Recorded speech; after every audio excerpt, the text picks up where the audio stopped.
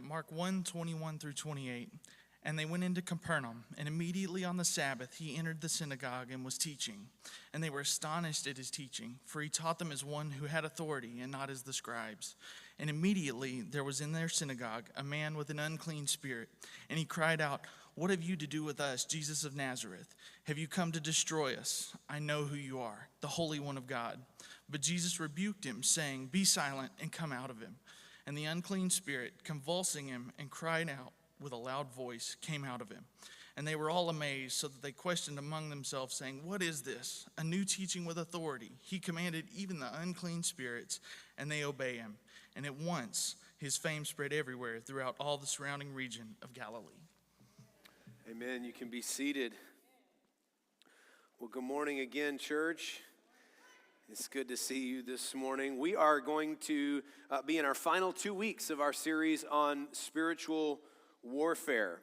And before we get into that kind of warfare, I'll just tell you as a practical life hack, if you will, just a little advice. Lindsay and I went through our own warfare over this last week, and that warfare was that there are a couple of activities, you may have seen these, there are a couple of activities that are particularly dangerous for people my age and older, and they're those kinds of activities that lure you in by you thinking that this is something that would be fun and that I can do, but really is not made for your age.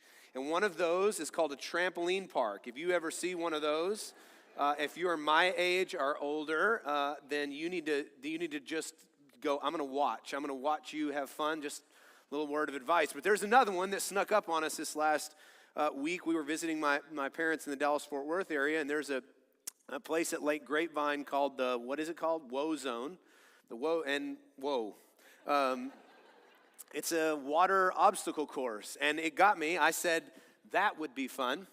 And of course, someone had to supervise the children going through that. And so Lindsay and I decided that we were going to do that. So we strapped on our life jackets, and we are hurting badly.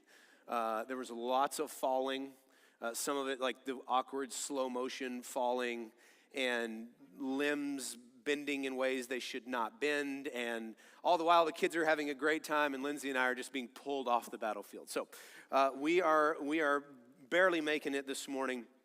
We are going to start in our spiritual warfare, the end of our spiritual warfare series. But we've gone through a lot over these last several weeks, and we had a 2-week break, and so I'm a little worried about us, that we need to catch back up a little bit. So I want to start out, there's a video that I found on BibleProject.com that I think does a great job of getting us in summary, getting us kind of to the point where we need to be in order to tackle these next couple of weeks. So it's a little bit long, but I think it'll help us get to where we need to be. So turn your attention to the screen. Let's watch this video to begin.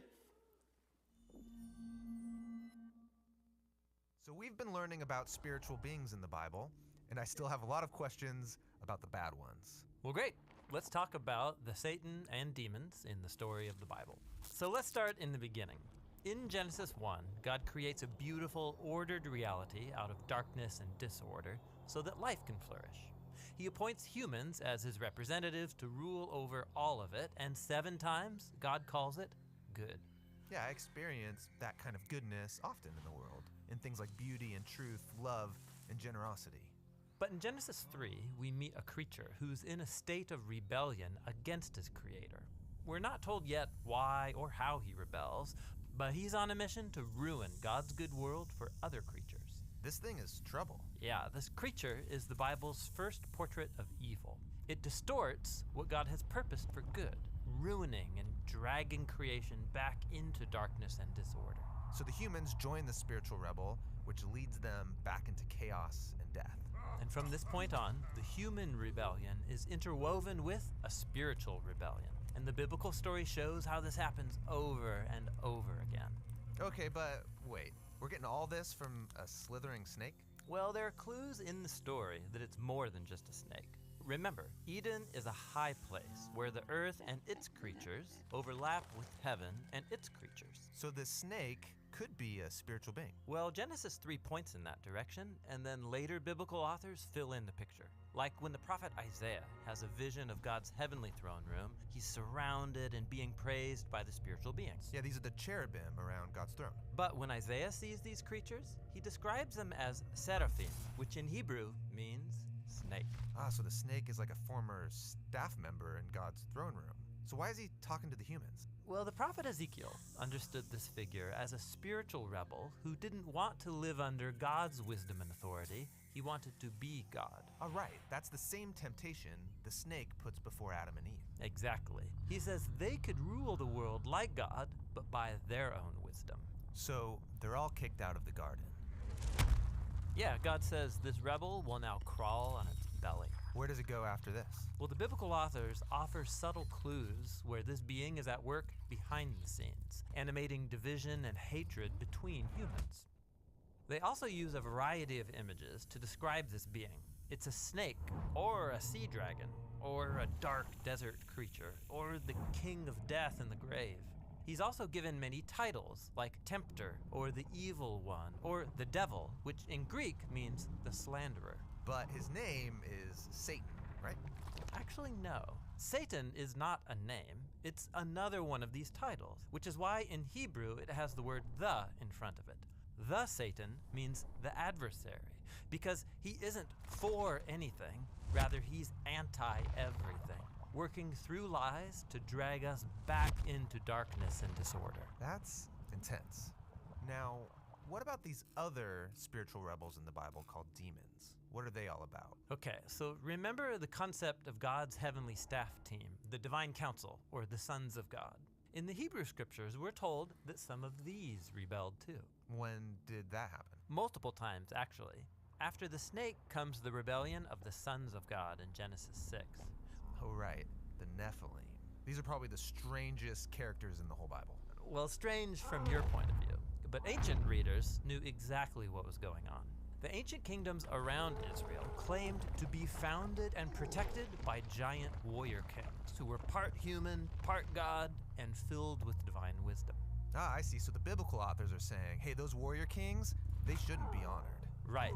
In this story, they're portrayed as human rebels who are captive to spiritual evil, spreading their violence in God's good world. Yeah, and one of those kings in Genesis 10 goes on to build the city of Babylon. Yes, Nimrod, whose name sounds like the Hebrew word for rebel.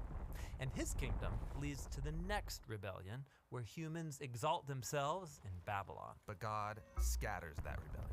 And when Moses in Deuteronomy looks back at that story, he says that's the moment when God handed over the nations to worship the rebel host of heaven. Moses is the first one to call them demons, that is, lesser spiritual beings. So demons are spiritual forces at work behind corrupt human power structures. Yes, but in the Bible they also work on the personal level, animating and exploiting humanity's greed and selfishness, as well as the weakness of our mortal bodies. In the Bible, spiritual evil is at work in anything that drags God's good creation back into chaos, darkness, and death. So this is why when Jesus arrives on the scene, he said his primary enemy is not human. Right. Jesus and his first followers viewed all the pain and suffering in God's good world as a sign of its captivity to death and spiritual evil. But they didn't think this was the end of the story. Right. Jesus knew that the only way out of this cosmic ruin is to overcome evil and death itself, even if it costs him everything.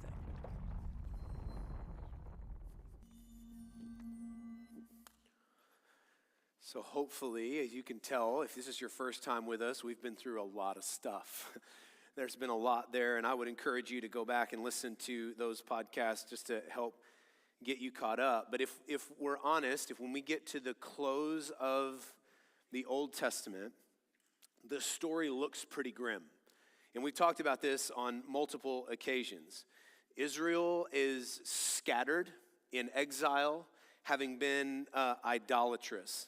And it appears as though even the idolatrous nations of the world and their rebel powers and principalities, it looks like they've completely snuffed out Yahweh's children, God's covenant people. It looks to be over at the end of the Old Testament. And if it's over for God's covenant people, in a sense, it's over for God's plan to redeem Israel and redeem all of humanity.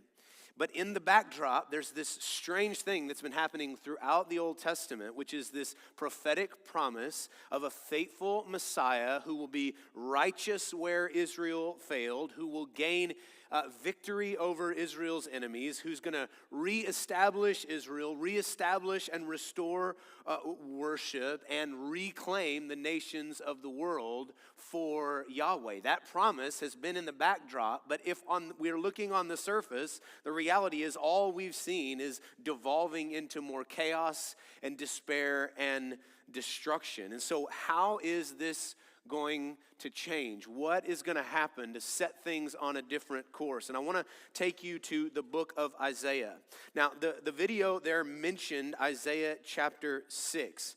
And if you'll remember, we're going to be in Isaiah chapter 40. So go ahead and turn in your Bibles to Isaiah chapter 40. And by the way, if you don't have a Bible this morning, if you don't own one, just let one of our staff know. We would be happy to send you home with a copy of God's Word. But in Isaiah chapter 40, there's a moment that's going to look very similar to what happens in Isaiah chapter 6. Now, you remember in Isaiah 6, and it was alluded to in the video, we're taken into this moment where God is with this divine council. It's God and his staff team, and a question is asked. God says, who will go for us? There are words that need to be spoken. There are promises and rebuke that need to be given to Israel, and God says, who's going to go? Who's going to carry this message? And we know from that text in Isaiah 6 that Isaiah the prophet answers the call.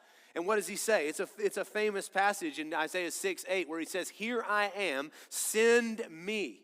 I will go. I will carry this message." Well, in Isaiah chapter 40, there's a very similar moment. In verse 1 and 2, it says, "Comfort, comfort my people, says your God. Speak tenderly to Jerusalem and cry to her that her warfare is ended, that her iniquity is pardoned, that she has received from the Lord's hand double for all her sins." Now, here's what's interesting. If you look at those two verses, what you'll notice is that in the Hebrew, the commands are in the plural. So what's happening is God is giving a command. Basically, in the context of a group, God is saying, go and comfort my people, speak to her. That's happening in the context of a group. It's similar to Isaiah 6, where there's this group gathered and God is giving instruction and command about the message that needs to be sent and just looking for who is it that will go. So in Isaiah chapter 40, the difference here is in verse 3. Look at verse 3. It says, "A voice cries, in the wilderness, prepare the way of the Lord. Make straight in the desert a highway for our God. Every valley shall be lifted up, and every mountain and hill be made low. The uneven ground shall become level, and the rough places a plain. And the glory of the Lord shall be revealed, and all flesh shall see it together, for the mouth of the Lord has spoken." So, what's happening here? This is a passage about a new beginning for Israel. God is going to draw his children from every tribe and nation. And notice that in this passage, it is not just Israel that is referred to, but it says that all the nations, all of the world, everybody, all flesh will see God's glory together. This is a prophetic promise about God striking back against the domain of darkness and reclaiming what is his. And there's a message to be sent about that action. But what's interesting is in verse 3, there is a voice that cries out and gives that message, but who's the voice? We don't know. It's a future thing. God is speaking to Isaiah about a thing that will happen, but the voice is not identified. We don't know who this actually is. Go to John chapter 1. John chapter 1. There's this mysterious voice that will declare aloud that this is the time, this is the moment. God is going to act. Now, in John chapter 1, let's go to verse 19. Now, the Apostle John here, he's writing about John the Baptist, so don't get confused, okay? In verse 19, it says, "And this is the testimony of John." Speaking of John the Baptist, we're in chapter 1, verse 19. "When the Jews sent priests and Levites from Jerusalem to ask him, 'Who are you?' he confessed and did not deny, but confessed, 'I am not the Christ.'" That is to say, I am not the Messiah. So John the Baptist is saying, I am not the Messiah.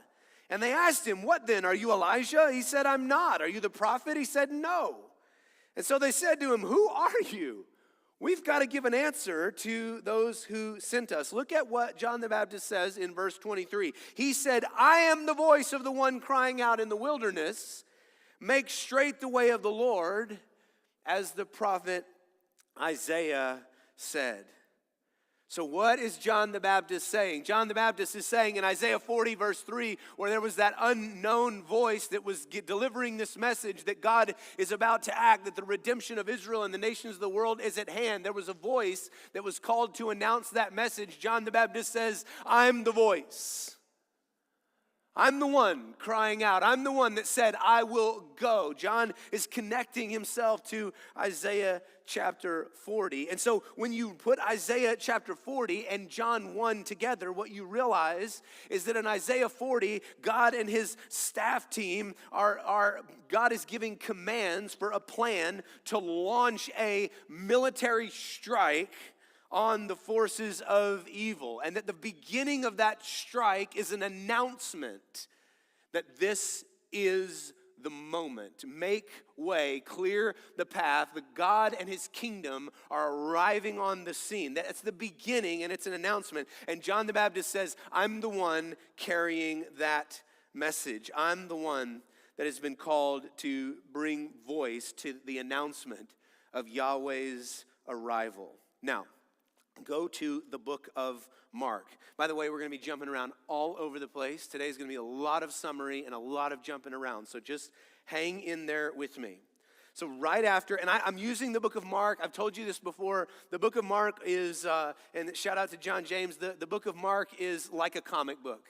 And it reads, it's just action sequence after action sequence. There's not a lot of description around it. It's just, this is what happened, then this happened, then this happened, then this happened. And it's a lot of action packed in a very short span. And so we're going to look at the book of Mark, and I just want you to notice the way that Mark arranges things to bring us in on what's going on. So in the beginning of chapter 1, Mark tells us about John the Baptist.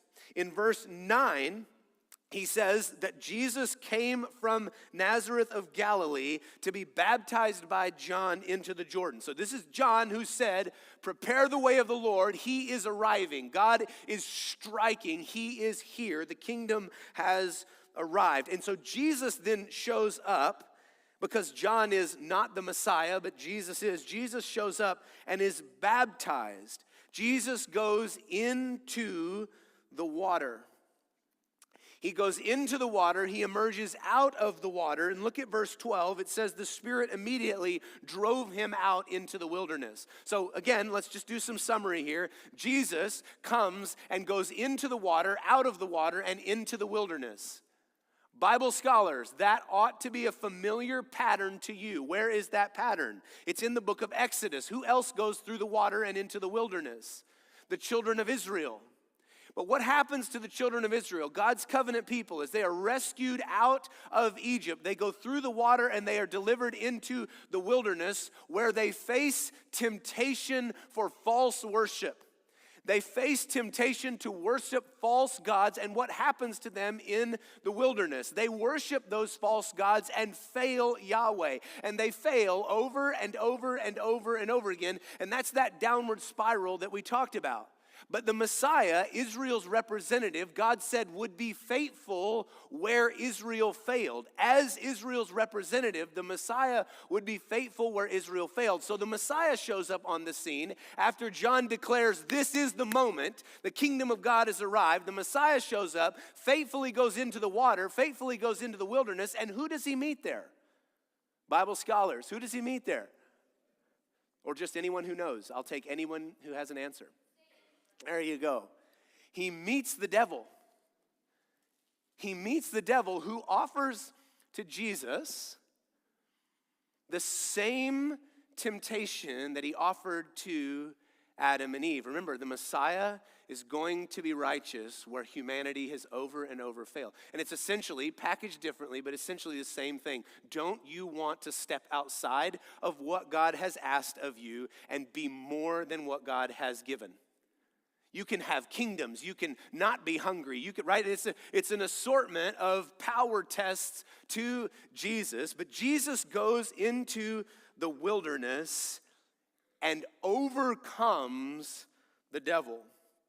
Where Israel was seduced and failed, Jesus overcomes the devil. So again, Jesus is baptized through the water. God announces him as his beloved son. It's a reference to the Davidic kingdom. And then Jesus goes into the wilderness, is faithful where Israel failed. Now, just imagine in the unseen realm now, you think things are getting stirred up a little bit? There's this guy that shows up on the scene and is grabbing something out of Isaiah chapter 40 saying, this is the day when God will come and strike. You think the unseen realm, you think darkness and demonic forces are getting a little stirred up with John the Baptist's declaration? Yeah, probably a little bit so. And then Jesus shows up and then goes and faces the devil head on and punches him in the mouth right at the very, very, very beginning. You think that things are shaking and moving in the unseen realm. Then Jesus comes out of that, and Mark tells us that he begins to call the first of what will be how many disciples? 12 disciples. How many tribes are in Israel? 12. What is Jesus doing? Jesus is calling to himself 12 representatives of the tribes of Israel who have been scattered and exiled. Jesus is calling his people back to himself. Come on. Come on. We're in church. So he starts calling what was lost back to himself. And what was it lost to? Under the influence of dark and evil power. And Jesus says, no, these are mine. Come on. Then Mark Cunningham, we were trying to mess with you a little bit, read the book of Mark for us. He didn't write it, but he read it. And what did he read? What happens? Right after Jesus starts to say, no, these are mine. He's calling Israel back to himself. Then what's the very next thing that happens? Are you shocked that now dark and evil power takes another strike? No, what happens? Jesus is teaching, and look who shows up. It says in the synagogue there was a man with an unclean spirit and says, what do you have to do with us, Jesus of Nazareth? Basically, we know who you are. But why are you here? And what does Jesus do? Jesus casts out the unclean spirit. After silencing him, he casts him out. Do you know that this is the first account in the Bible of a demon being cast out of someone?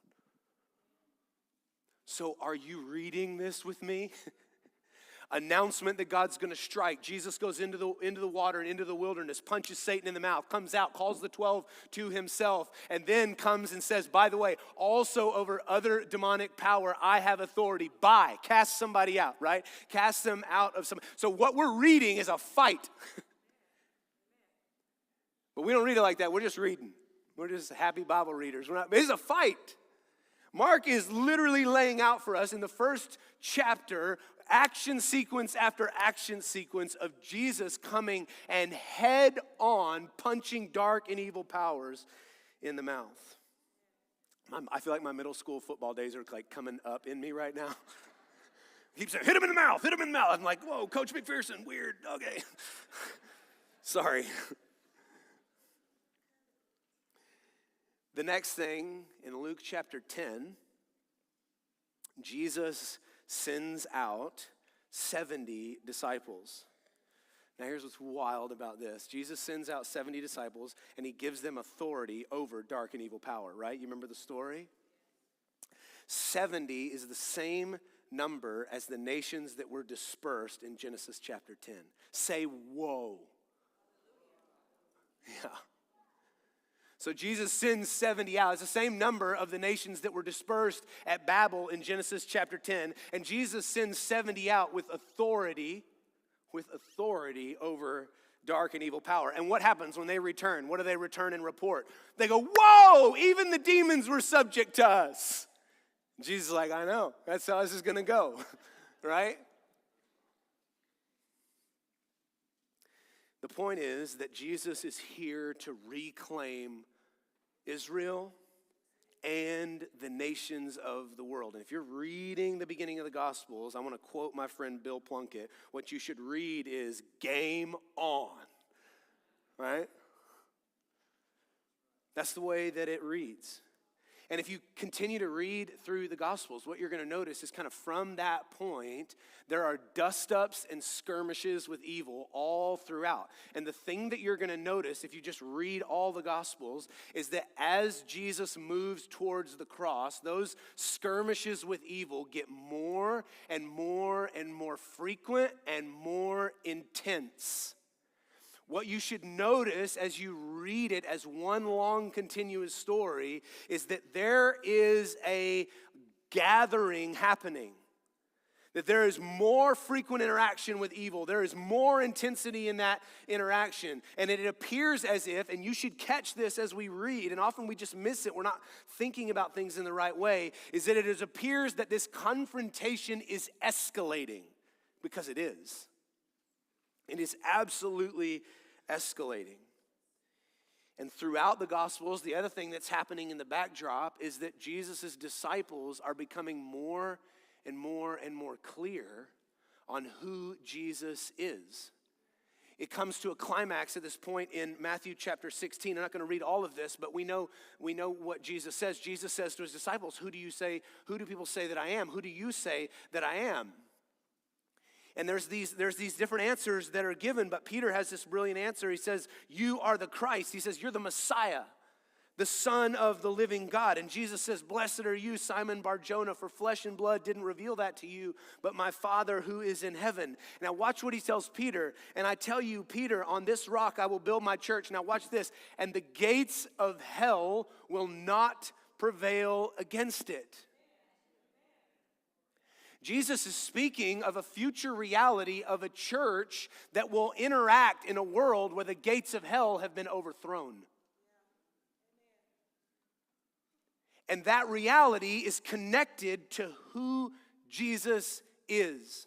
Because he is the Messiah, the Son of the living God, what he's about to do is about to change history forever, where now those that are in him will have authority over the gates of hell. Jesus is going to do something that overthrows the gates of hell. You guys with me? You guys tracking this?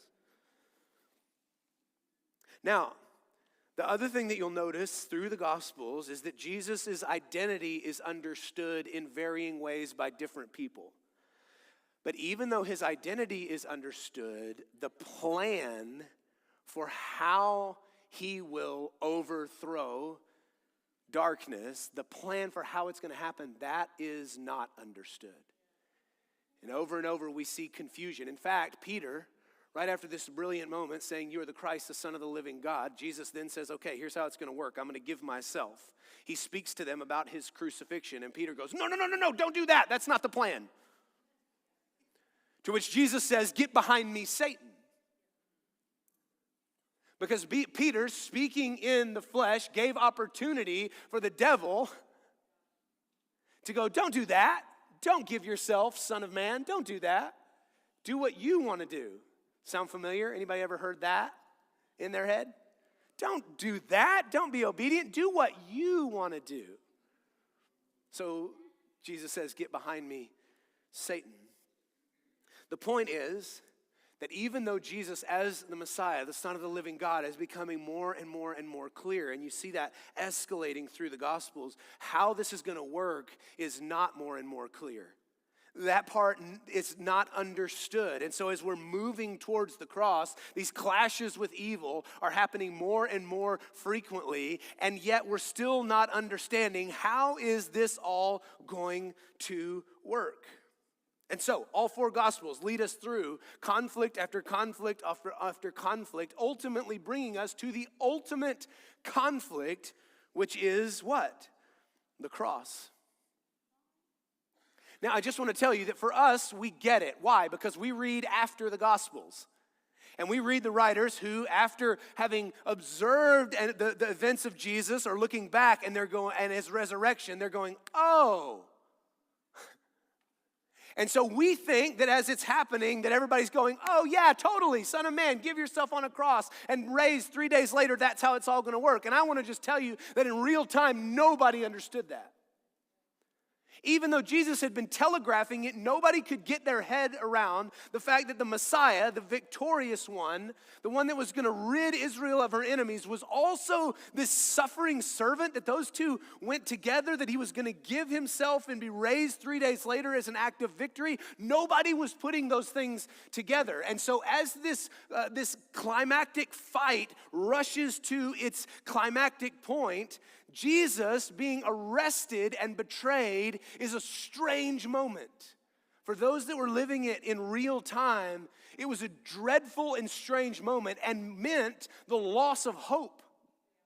There was tremendous fear around this because it was like, wait a minute, I thought you were going to be the one, and now here you are being hauled off, arrested and betrayed. Is this all for nothing?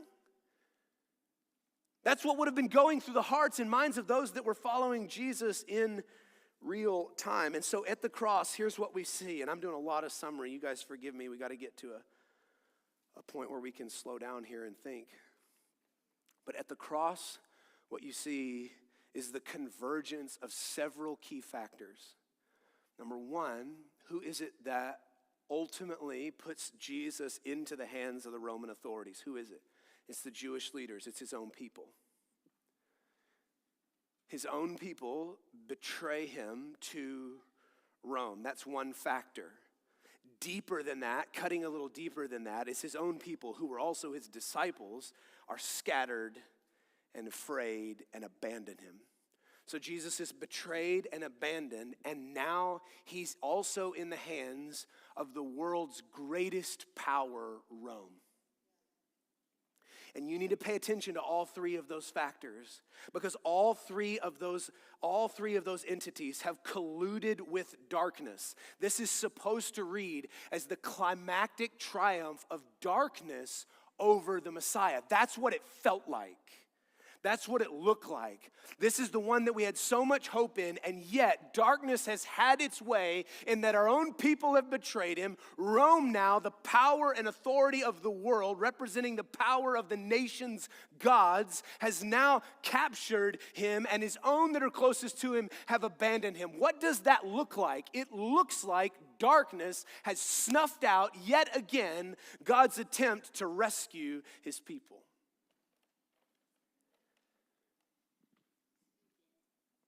And so Jesus goes to the cross and is put to death with the collusion of all of those factors and the powers of darkness.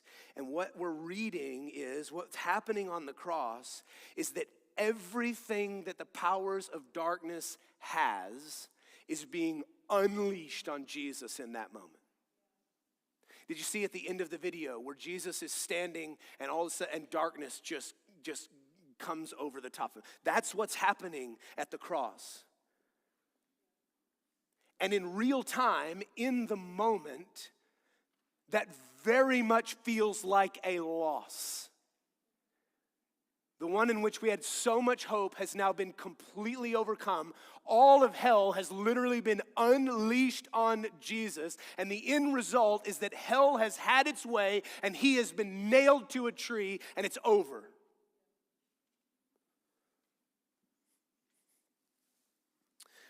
One of my favorite writers of all time is C.S. Lewis.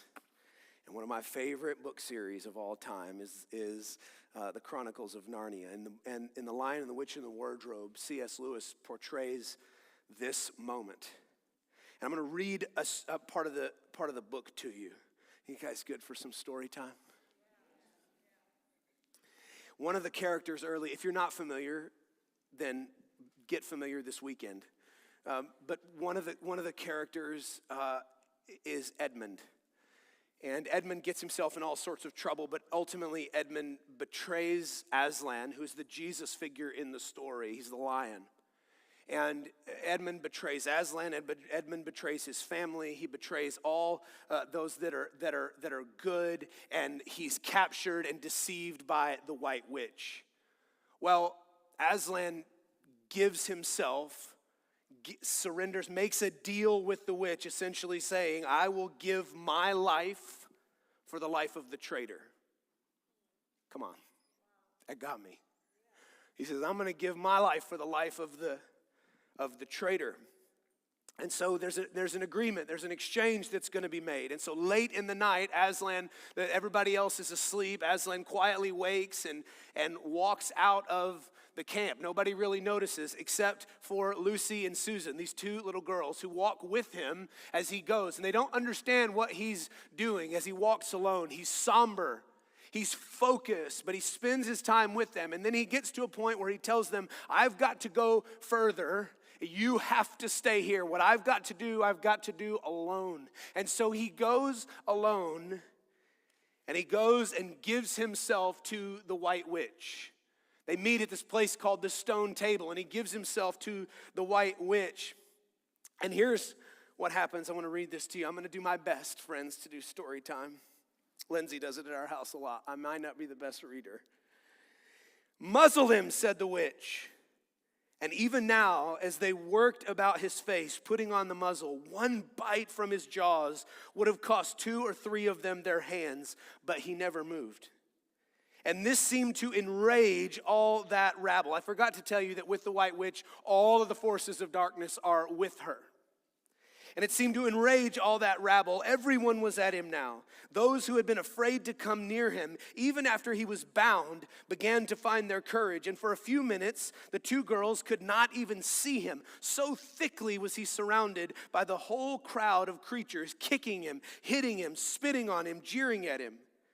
At last, the rabble had had enough of this. They began to drag the bound and muzzled lion to the stone table, some pulling and some pushing. He was so huge that even when they got him there, it took all of their efforts to hoist him onto the surface of it. Then there was more tying and tightening of cords. The cowards, sobbed Susan. Are they still afraid of him even now? When once Aslan had been tied, and tied so that he was really a mass of cords, on the flat stone a hush fell on the crowd. 4 hags holding 4 torches stood at the corners of the table. The witch bared her arms as she had bared them the previous night when it had been Edmund instead of Aslan. Then she began to whet her knife. It looked to the children, when the gleam of the torchlight fell on it, as if the knife were made of stone, not of steel. And it was of a strange and evil shape. As last she drew near, she stood by Aslan's head. Her face was working and twitching with passion, but his looked up at the sky, still quiet, never angry or afraid, but a little sad. Then just before she gave the blow, she stooped down and said in a quivering voice, "And now who has won? Fool, did you think that by all this you would save the human traitor? Now I will kill you instead of him, as our pact was, and so the deep magic will be appeased. But when you are dead, what will prevent me from killing him as well? And who will take him out of my hand then? Understand that you have given me Narnia forever. You have lost your own life, and you have not saved his. In that knowledge, despair and die." The children did not see the actual moment of the killing. They couldn't bear to look and had covered their eyes. In the next chapter, it says the rising of the sun had made everything look so different. All colors and shadows were changed that for a moment they didn't see the important thing, and then they did. The stone table was broken into 2 pieces by a great crack that ran down it from end to end, and there was no Aslan. Now at this point, all of the evil creatures have gone. They think that victory has been won, and they have fled to go now and attack and overthrow the rest of Aslan's army. The stone table was broken in 2 pieces by a great crack that ran down it from end to end, and there was no Aslan. "Oh, oh," cried the girls, rushing back to the table. "Oh, it's too bad," sobbed Lucy. "They might have left the body alone." "Who's done it?" cried Susan. "What does it mean? Is it magic?" "Yes," said a great voice behind their backs. "It is more magic." They looked around. There, shining in the sunrise, larger than they had seen him before, shaking his mane, for apparently it had grown again, stood Aslan himself. "Oh, Aslan," cried both the children, staring up at him, almost as much frightened as they were glad. "Aren't you dead then, dear Aslan?" said Lucy. "Not now," said Aslan. "You're not asked Susan in a shaky voice. She couldn't bring herself to say the word ghost. Aslan stooped his golden head and licked her forehead. The warmth of his breath and a rich sort of smell that seemed to hang about his hair came all over her. "Do I look it?" he said. "Oh, you're real, you're real. Oh, Aslan," cried Lucy, and both girls flung themselves upon him and covered him with kisses. "But what does it all mean?" asked Susan when they were somewhat calmer. "It means," said Aslan, "that though the witch knew the deep magic, there is a magic deeper still which she did not know. Her knowledge goes back only to the dawn of time. But if she could have looked a little further back into the stillness and the darkness before time dawned, she would have read there a different incantation. She would have known that when a willing victim who had committed no treachery was killed in a traitor's stead, the table would crack and death itself would start working backwards."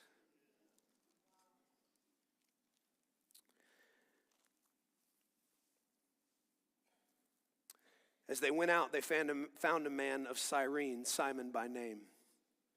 They compelled this man to carry his cross.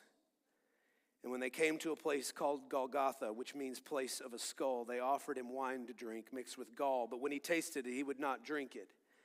And when they had crucified him, they divided his garments among them by casting lots. Then they sat down and kept watch over him there.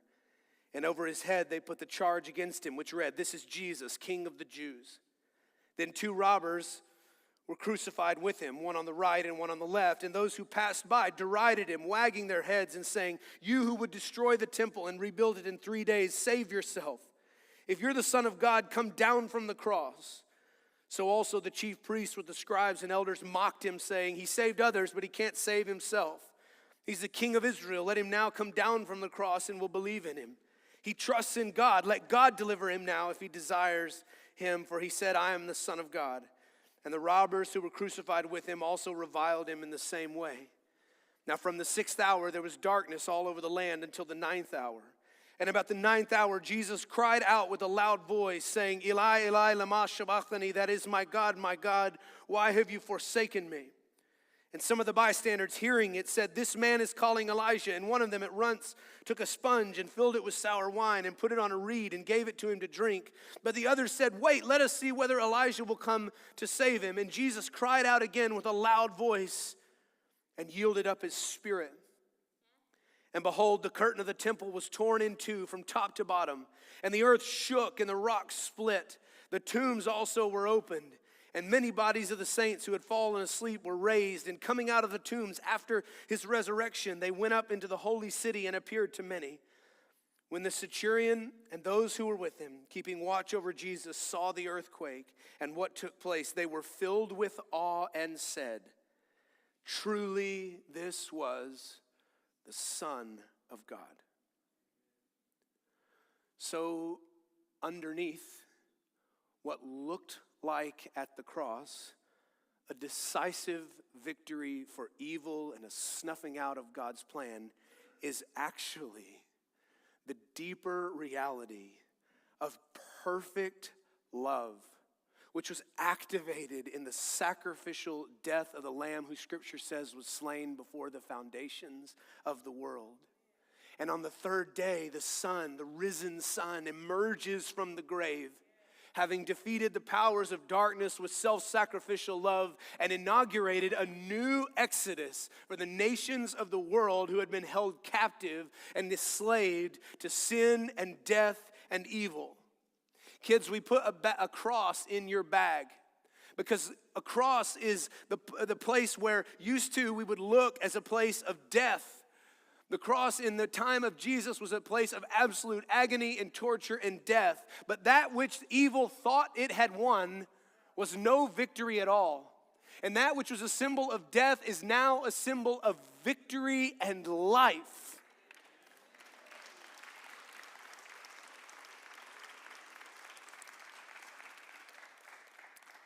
It's past noon, so here's your invitation. Here's what Paul says. Romans 6, do you not know that all of us who have been baptized into Christ Jesus were baptized into his death? We were buried, therefore, with him by baptism into death, in order that just as Christ was raised from the dead by the glory of the Father, we too might walk in newness of life.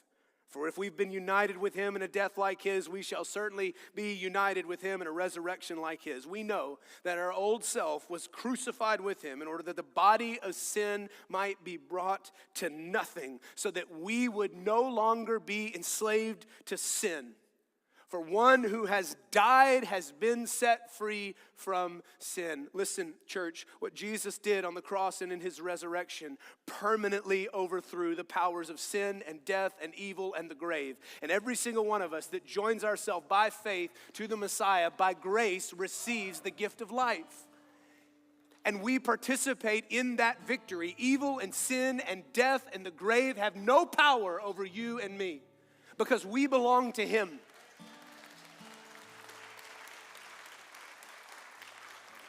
And I want to invite you to stand this morning.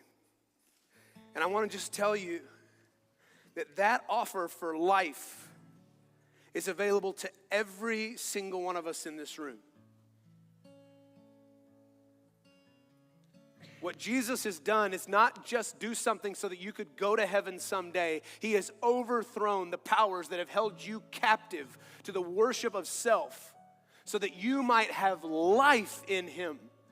So that you might be exactly who God called you to be. So that you might live as you were created to